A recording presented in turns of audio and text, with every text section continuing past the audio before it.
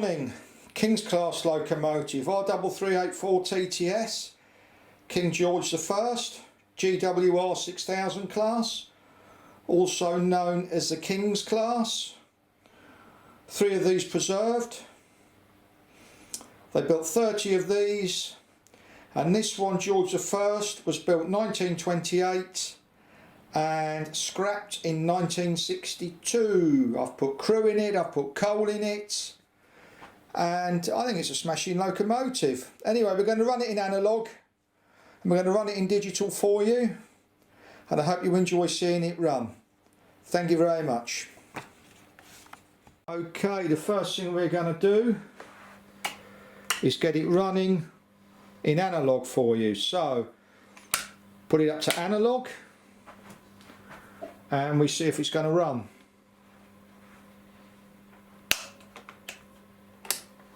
Nope, you can see there's plenty of power there, you can see the lights coming on, doesn't run. So turn the analogue off, put it on digital.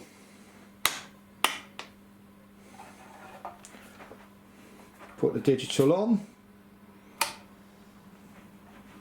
and it's 6006, so let's see if it works. No. What's wrong here? What have I done wrong here? Ah, it would help if I had it on, wouldn't it? There you go. And you can see the power on. I don't want it to go anywhere. So it's 6006. And what I want to do is I want to do a system reset. So it's CV 00008, enter, 008, enter, and that's a system reset. And now it will run in analogue. Let's demonstrate this. So I'll turn it off digital, I'll put it on analogue, I'll turn the analogue power on, and there we go. Simples. Anyway, I'm going to run it in analogue for you first so you can see this loco running in analogue, and then we're going to run it in digital. Thank you.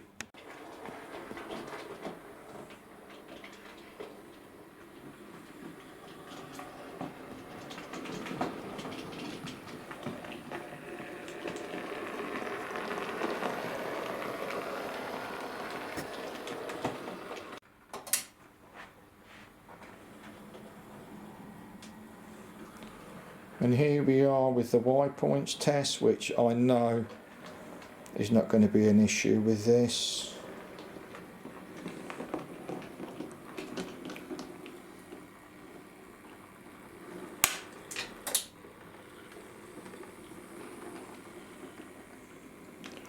Well, just a quick story. I brought this cheap without the sound, and what I did was I bought the TTS chip afterwards.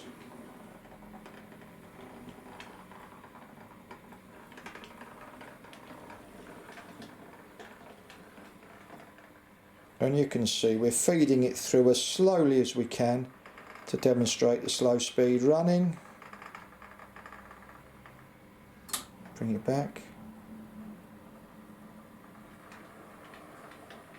And that's a nice speed.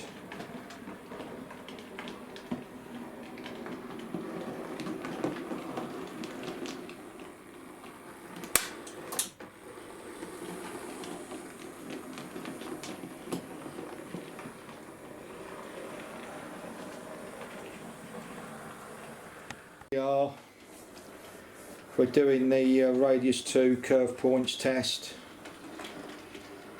which if it wasn't for all the detail we'd rip up and start again. However, it is good for showing what locos can do, if not anything else.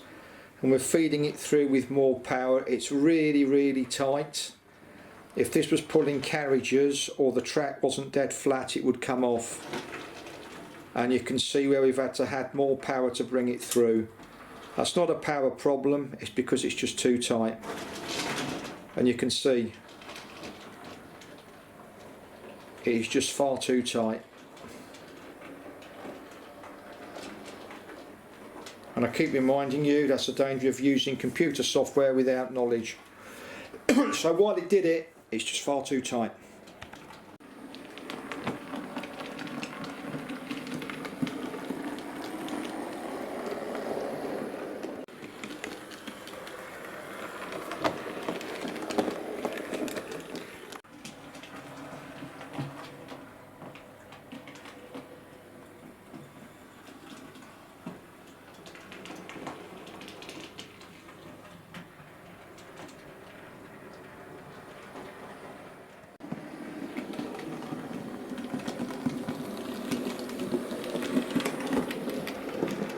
going to run it through the various points now. If you can run it through, please.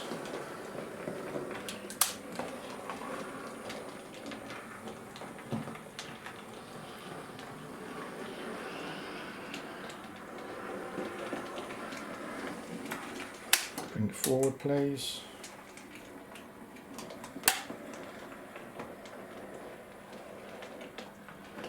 A little bit faster.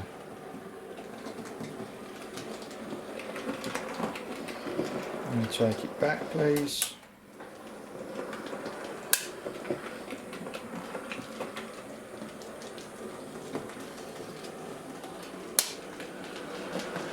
And bring it forward, please.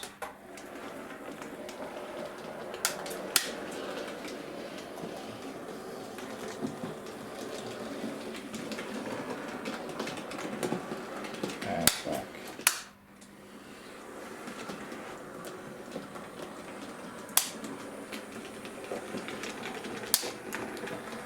And you can see there's no problems there running through, and if you can bring it back, please.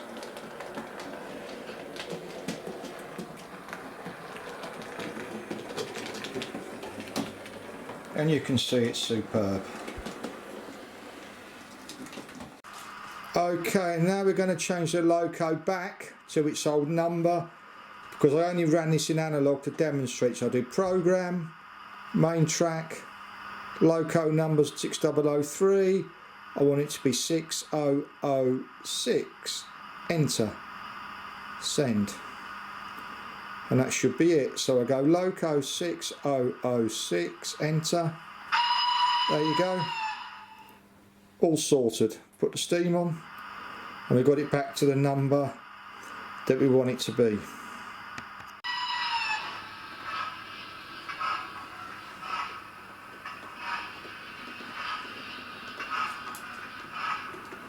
Okay, what I've done here is I've moved the engine shed, and I've been talking about test. You're not going to believe this, of all the steam locos, this clips the engine shed. So it's a sidings test, not a testing of the engine shed. That's unbelievable. The only loco that does, and I haven't followed my own advice, is in tests. Real. So rather than it clipping the engine shed, we've removed the engine shed to show you. And take it back, please.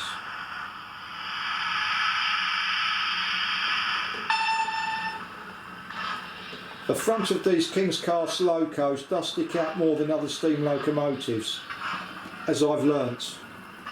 So it's been a learning curve for us today. We're not going to change the engine shed or what's around it. We're just not going to put it in there. And take it back round, please. That's incredible. A3s, A1s, A4s will all go in there. But there's a front overhang on these Hornby King's Class locomotives that I never knew before. All I've done is put them on the track and run them. It's normally an A3 that lives in the test engine shed siding. But you can see it runs really nice.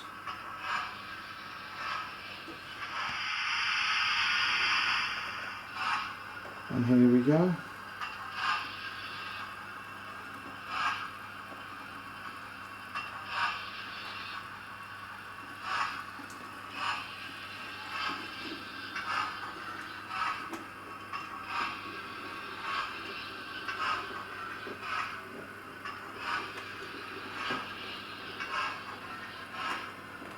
And as I say, we're doing this in TTS this way.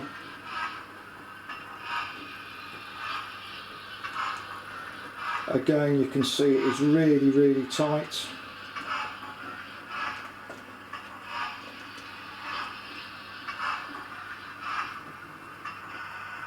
And back we go.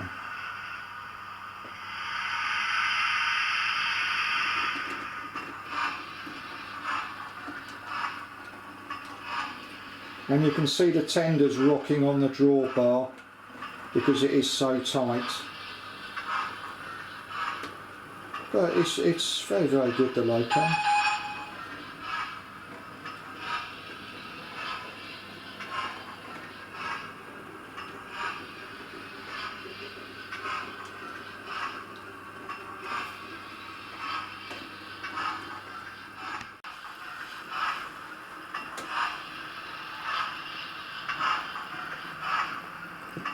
As I say, I fitted the TTS to this.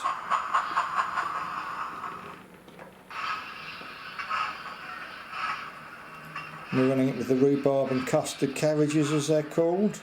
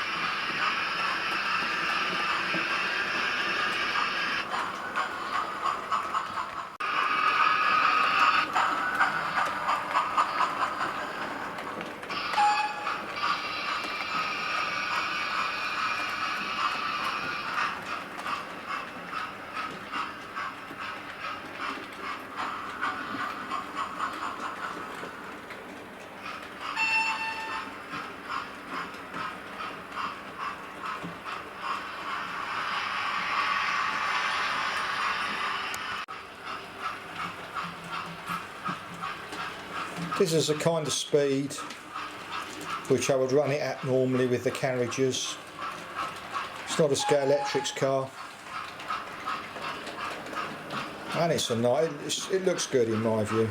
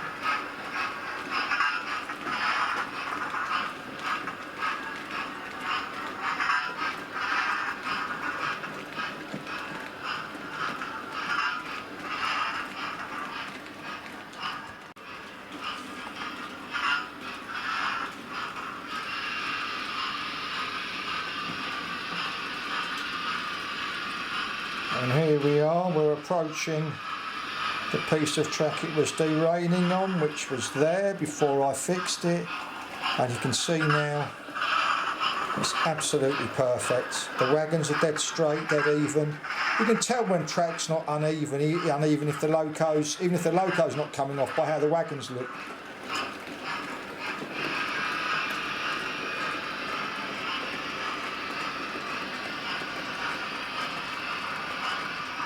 Here's a satellite view.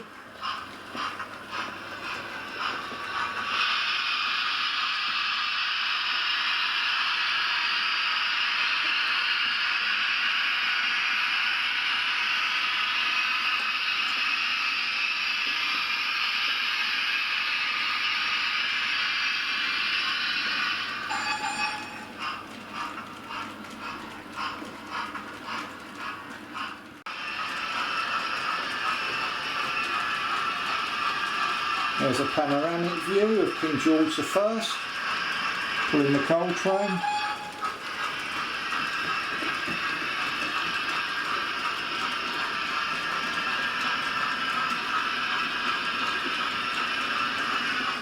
Going through the streamline points crossover.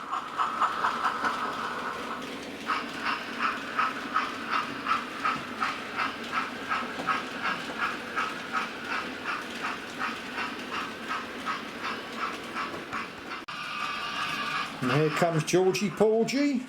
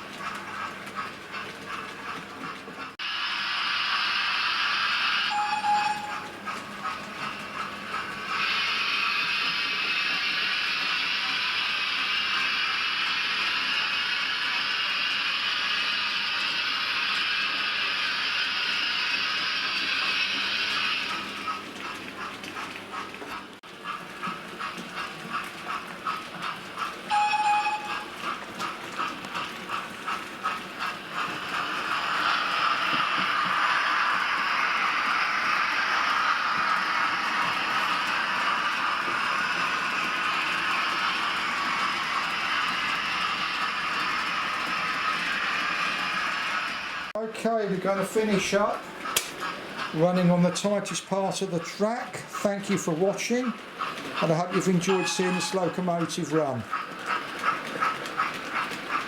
And it copes fairly easy, which, as I've said, that's a radius 2 point onto a radius 2 curve. Thank you for watching.